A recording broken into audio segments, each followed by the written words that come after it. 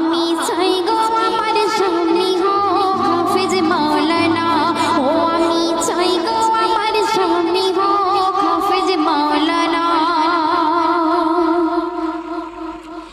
যার দিলেতে আছে গাথা আয়াতে কোরআন, সর্বদা যার নজর খেয়াল মসজিদের আজান। যার দিলেতে আছে গাথা আয়াতে কোরআন, সর্বদা যার নজর খেয়াল